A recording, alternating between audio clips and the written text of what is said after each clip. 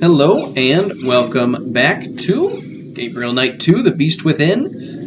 When last we left off, Gracie here had finally repaired her relationship with Gerda by realizing that there was no, tryst happening between her and Gabriel, and Gracie finally apologized, which led to Gerda giving us the keys to Gabriel's car so we can now investigate some of the historical sites related to Ludwig.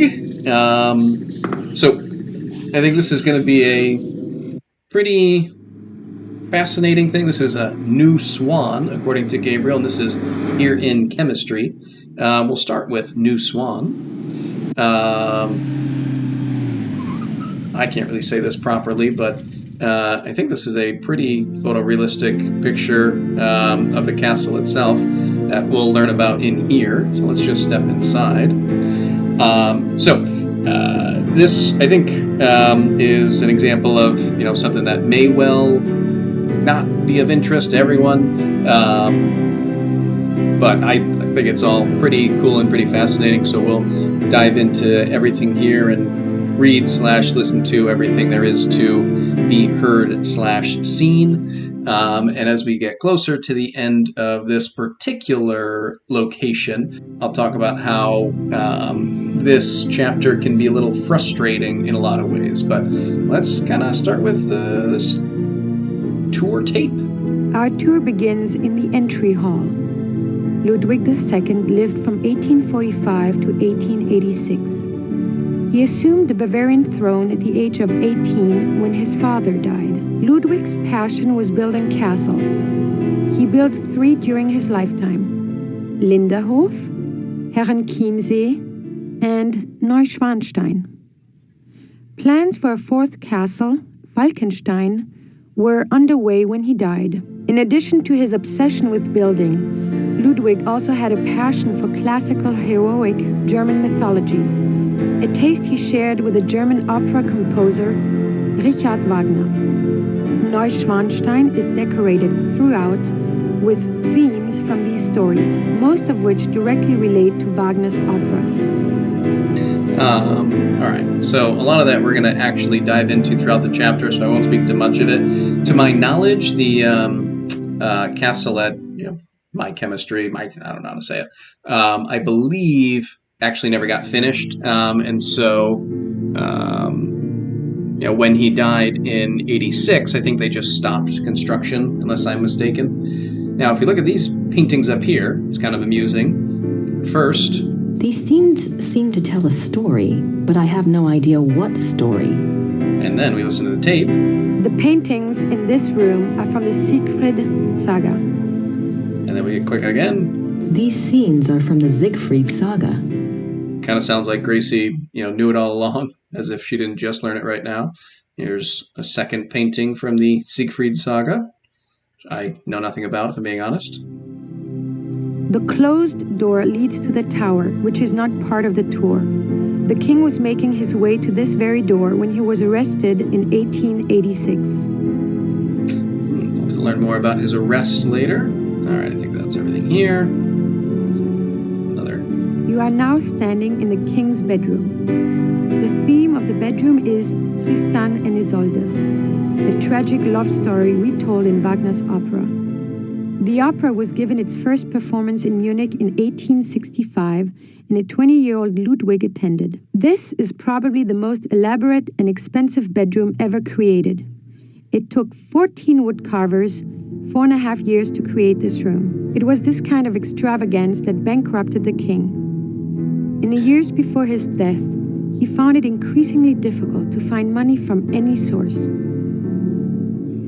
To be clear, just in case it interests you, when they say the king was bankrupted, they truly mean that it was his personal money stores, his royal stores, not the state's money that was getting spent, which I feel like is an important distinction.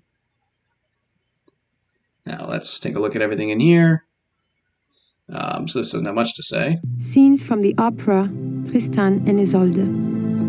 And similarly up here, another scene from the opera. We can look a little closer at some of this stuff. The richly carved bed with its canopy resembles a Gothic building and its turrets. The bed's draperies were handmade by dozens of Bavarian seamstresses. We'll see what Gracie has to say about it. Did they have running water in 1886? I don't know. I think so, but I don't know. Maybe Ludwig thought all this luxury would help him sleep. All right, let's continue on. We'll go through this door first. That should bring us back to...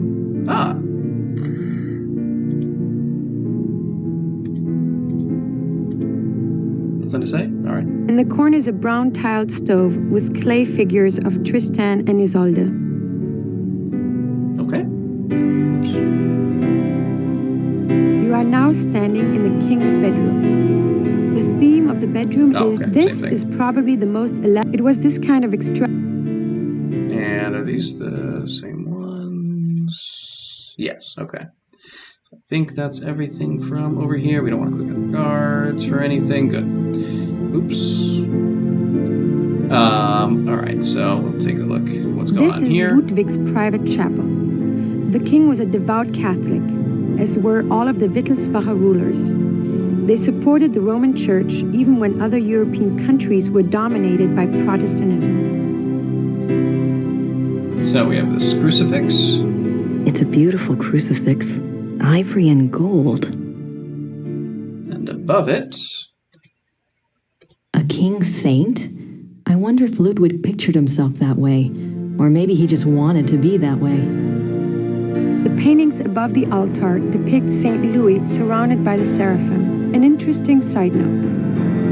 For a period of about a year, the Louis images in all three castles were ordered to be covered up with black cloth on the unfathomable whim of the king. This may well be the Louis that they were talking about in the Ludwig bibliography, but I don't know. You just have a statue here. The Black Madonna of Altadine. I wonder what her story is all about. And some stained glass windows. The stained glass window depicts St. Louis receiving the last sacraments. All right. Let's go through here. This is the king's living room. The walls are decorated with scenes from the Lohengrin saga. The king first saw Wagner's opera Lohengrin when he was 16, and it so affected him that he considered it a form of enlightenment. The tragedy of Lohengrin was his essential loneliness. This, too, was Ludwig's own fate. Ludwig withdrew more and more into his fantasy world of epic heroes and absolute monarchy. An ideal he was determined to create in his castles if he could not have it in his real life. He only wanted to be alone with his dreams, so much so that even his servants were kept at a distance and were not allowed to look at him. What were you afraid they'd see?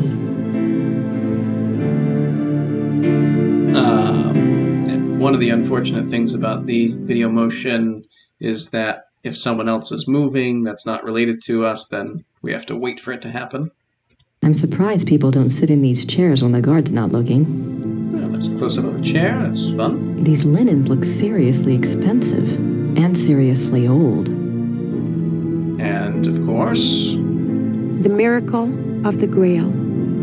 Woohoo! All right, so we'll go to the back side of this room. Oh, I clicked too slowly. Wait for the guard to move. That is something that will be important later, as you'll see, but not for a good long while. The swan motif is featured throughout the castle, but it is particularly prominent in this room. Both the swan and the lily were symbols Ludwig associated with himself. They represented his ideals of majesty and purity. The painting behind the swan shows Lohengrin's arrival. More swans. We have the swan and the lily, symbols that he associates with himself. Interesting. This is a reproduction of the grotto from the Tannhäuser saga. In such places, Ludwig could pretend he was one of his beloved mythic heroes. As the grotto personifies, the castles were solitary playgrounds built for Ludwig alone. He believed the masses were too coarse to appreciate fine art, and he seldom entertained guests. In fact, Ludwig had a standing order that upon his death, the castles were to be destroyed. Fortunately, the estate was in such debt that the castles were opened for paying tours only weeks after Ludwig's death. They haven't closed since. It is one of the great ironies of Ludwig's story that the castles that he was thought insane for building are now considered Bavaria's finest treasures. They have paid for their construction many times over. Bavaria, by the way, if you don't know, is currently basically a state of Germany. Used to be its own country, and then eventually they kind of all formed up. I can almost picture Ludwig in here. I wonder what he really dreamt about in this room. All right, now we can go deeper through here. This is the king's study. Ludwig spent much time at his desk writing letters, drawing up plans for his projects, and studying his favorite authors. He loved poetry, history, and the classics. In later years, he also studied the occult. What affairs of state he did reluctantly attend to were generally attended to alone at his desk in writing. His reluctance to meet with his heads of state and perform the duties of the king were one of the reasons for the charges brought against him in 1886. But Ludwig dreamt of true kingship and a true monarchy, and the small powers left to him after Bavaria's succeeded power to Prussia only incited his disdain and frustration. All right, so we'll look at everything up here eventually. There we go. The study paintings depict scenes from the Tannhäuser Saga and the Wartburg Castle. Right, take a look at this one. I don't really know what's happening. I don't know anything about these operas. But there you go. There's some pictures. Nothing to really do here right now.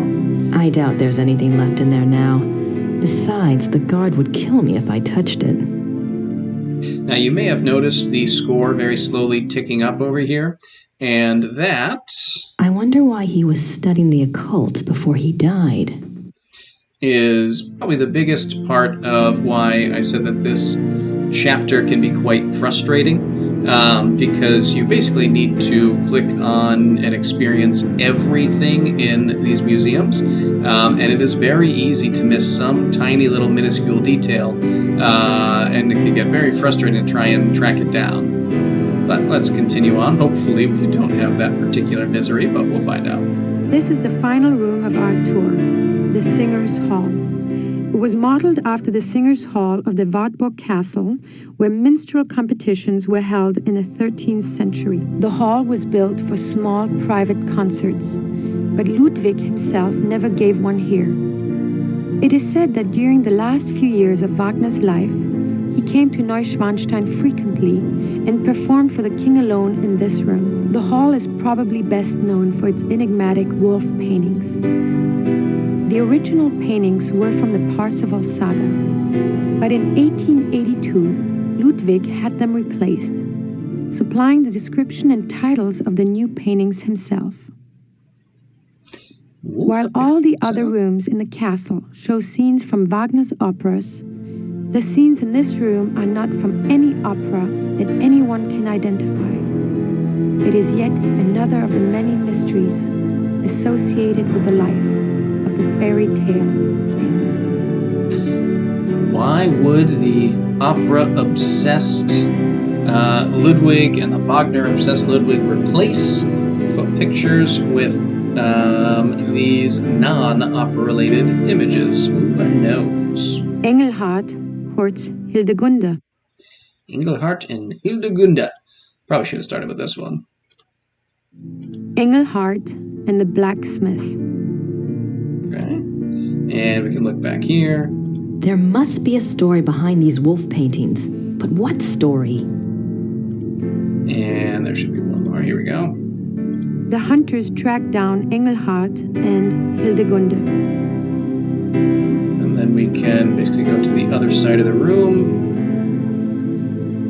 This should be the same tour tape there. Hildegunde's imprisonment. Again, the wolf. And then after the imprisonment, The wedding feast of Hildegunde and the Baron. and this thing should be the last one. The death of Engelhard. Okay. And then we also can look out this window here. Nice view of the Alps. And if we listen to this tape, Ludwig's childhood castle, Hohenschwangau, is visible from the lookout in the Singers' Hall. and yes, that I believe is very true. This was where he grew up, and then they built this up on top of this mountain basically here. And luckily, we can just escape out this back door. And now the question is, did we actually find everything? I think so. I actually forget what score we're supposed to have right now. But there is a nice little way to tell. You can press this hint button anytime. I don't think I've shown this at this point. Oh, I did miss something. Oh, that's terrible. So that says that there's something that we missed here that we still can do. Ironically, it's not even necessarily certain that it's something we need to do. But tell you what I'll do is just pause quickly, find out what it is, and then come back to it. All right, good news. It was basically nothing. It was basically just that we watched the tour tape for this picture. These scenes are from the... But I hadn't watched it for, or listened to it for this one. These scenes seem to tell us... And now, The paintings in this... when we play that and leave, Neuschwanstein or whatever will no longer blink. So we know that that is done. And we can move on to here in chemistry. This, I believe, is just a museum, although it is where one of the castles was built, although I'm pretty sure that castle was never finished. I don't remember if I said that already. Hopefully I didn't. This time around, we do have to pay for our entrance. And again, we get a nice, long, extended German conversation. Guten Tag. Guten Tag. Yeah, let's ask.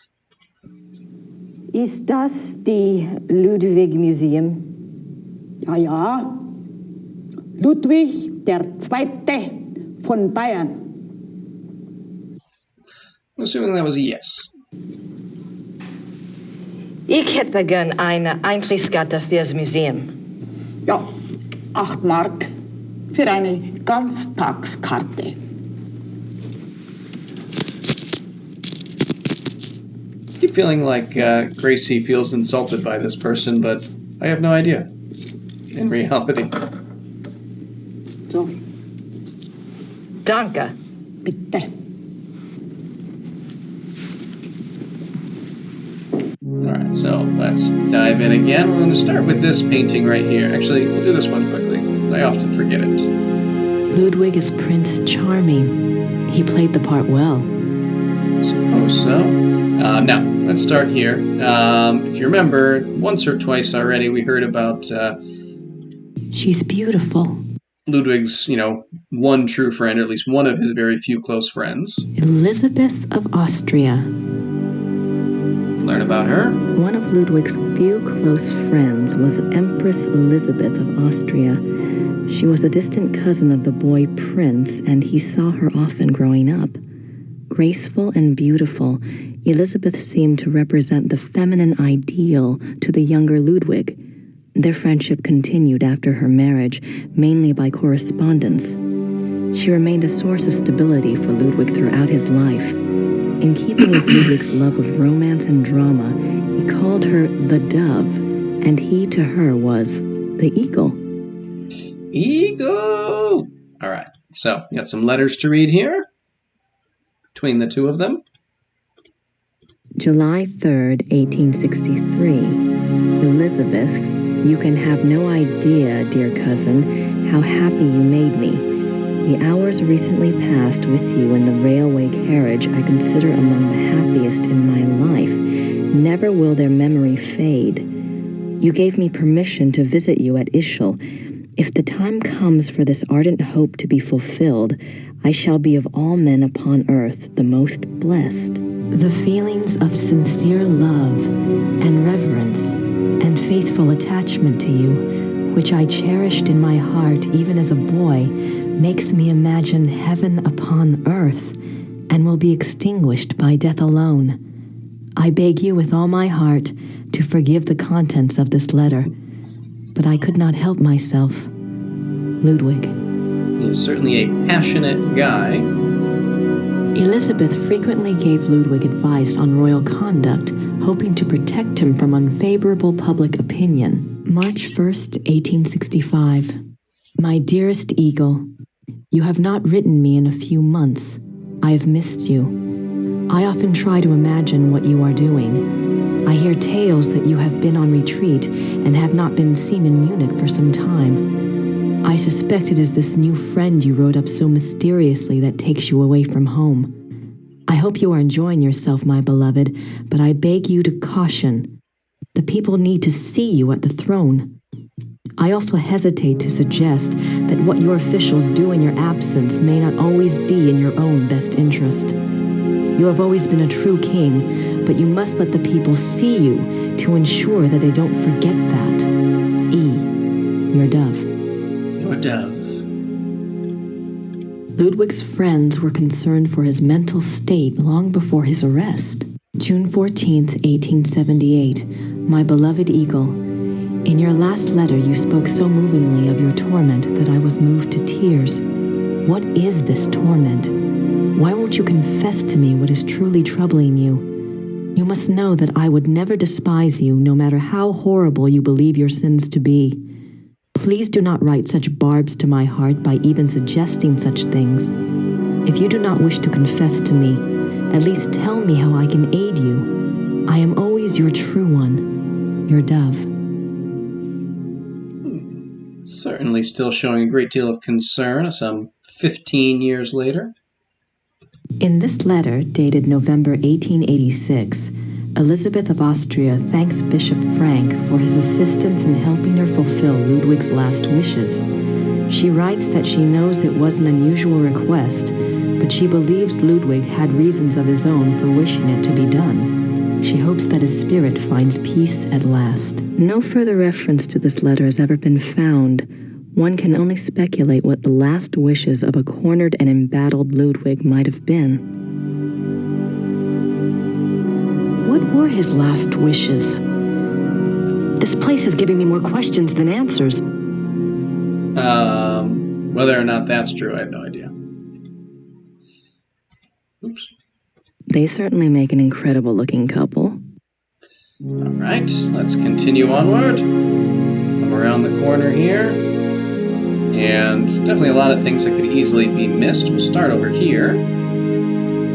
Richard Wagner. Richard Wagner. So this is, I've heard a lot about him, or a decent bit rather, but this is when we really get going with Wagner being included in the mythos of Ludwig. Ludwig's diary.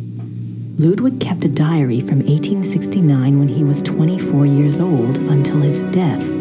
The diary provides a fascinating look into the mind of this tormented man. The original diary is kept in the Royal Archives.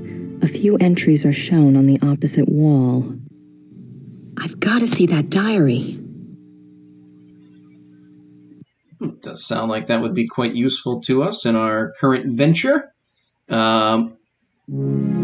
We'll come back to these. I guess right now we'll read about the diary entries first, and then we'll get to the rest of this.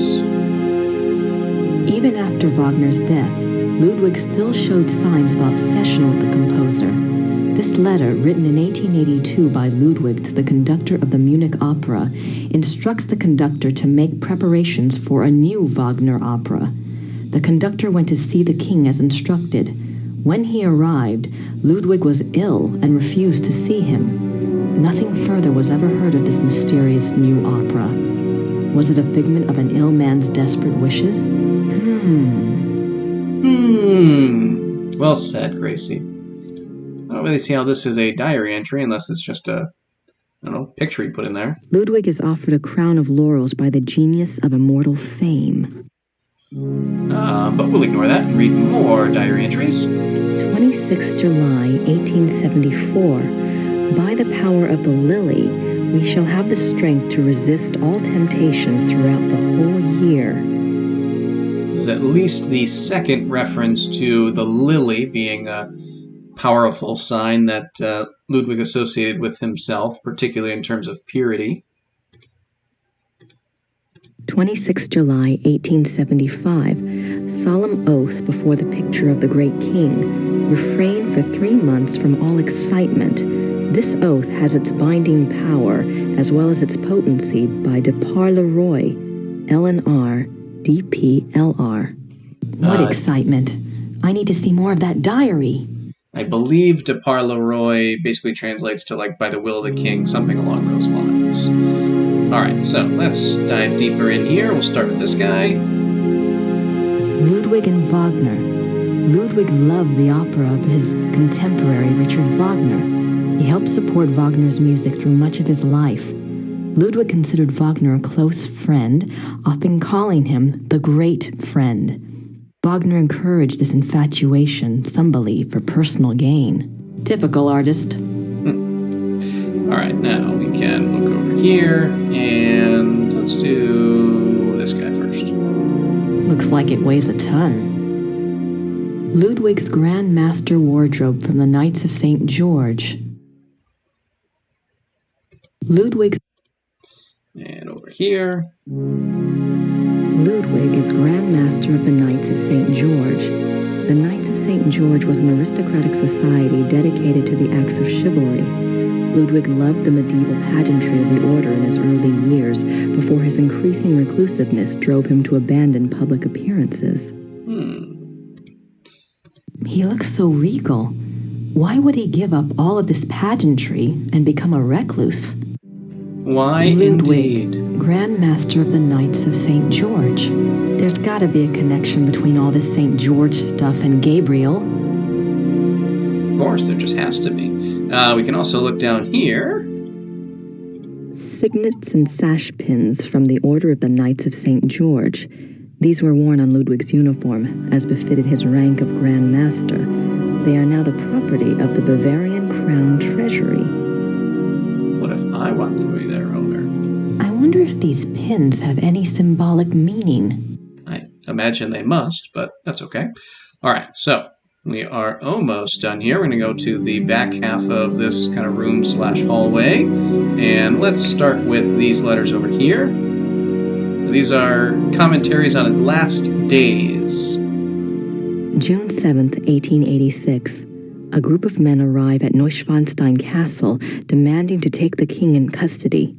With them is Dr. Guden, the doctor who had been in charge of Otto, the king's mentally ill brother. The men have an order for the king's arrest on the grounds of insanity. They are refused admittance by a brave group of farmers and local soldiers who have come to Ludwig's aid. They are forced to retreat to nearby Hohenschwangau. This is the first Ludwig hears of the conspiracy. Ludwig composes a pamphlet explaining the subversive acts of the conspirators and eloquently pleading with his people for aid. The pamphlet is smuggled out of Neuschwanstein and printed, but the pamphlets are seized before they can be distributed.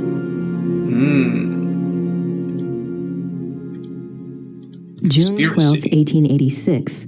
Ludwig knows the conspirators will return. He despairs. He asks his servant for the keys to the tower. The servant, fearing the king intends suicide, says the key is lost. Unbeknownst to Ludwig, the conspirators arrive at the castle.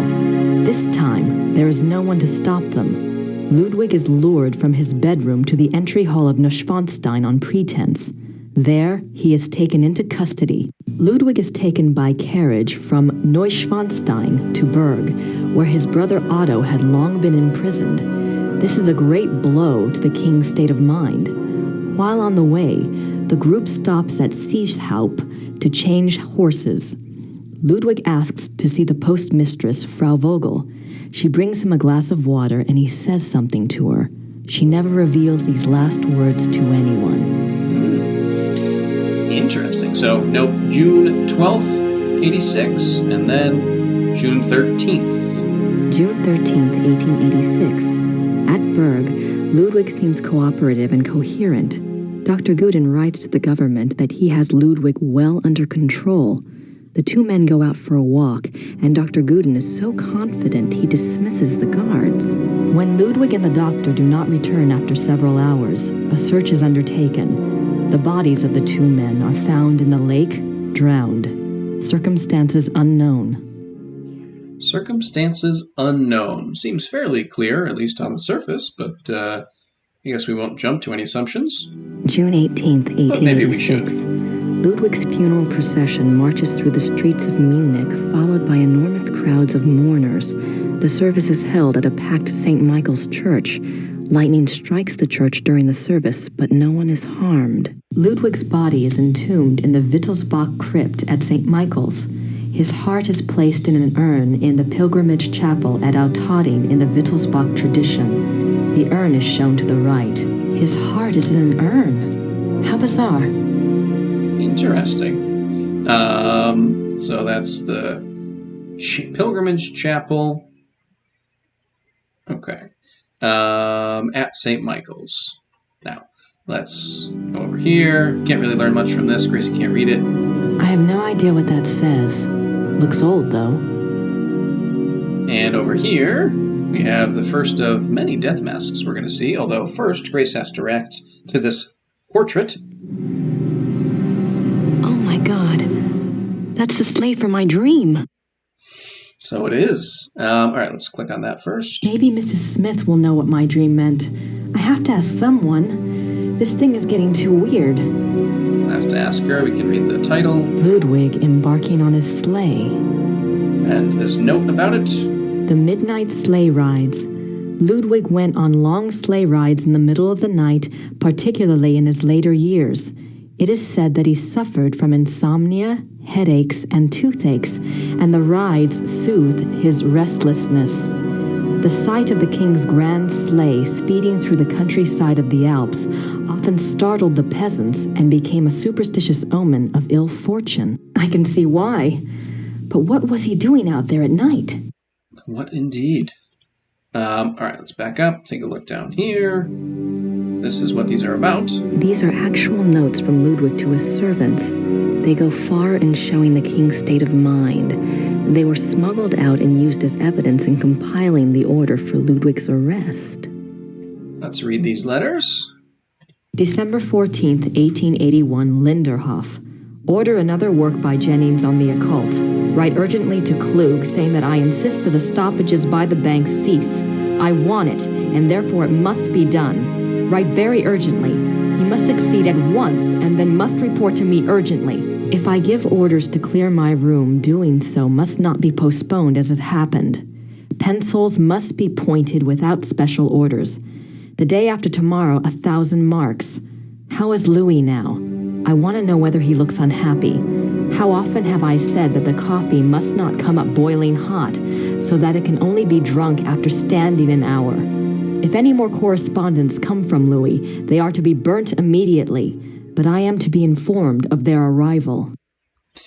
Definitely seems a little unhinged there. How about this one? December 18th, 1881, Linderhof. Every day get up earlier for certain. See to that very particularly. Write it down. Remember that when the great friend arrives at Neuschwanstein, we retire to the hall. We are not to be disturbed. I will not tolerate interference or insubordination. Another reference to the great friend. All right, so we have just one final thing to look at here. The death mask. Ludwig's death mask. And with wow. that, sorry. Ludwig's death mask. Wow. Wow. All right, so we are done with these two museums, although we do have one conversation we need to have here. Well, 1.5 conversations, none of which I can understand. Maybe you can. Guten Tag. Guten Tag. So we want to learn about Ludwig's diary, and I think she basically just tells us no. Ludwigs Tagebuch im Museum? Ja.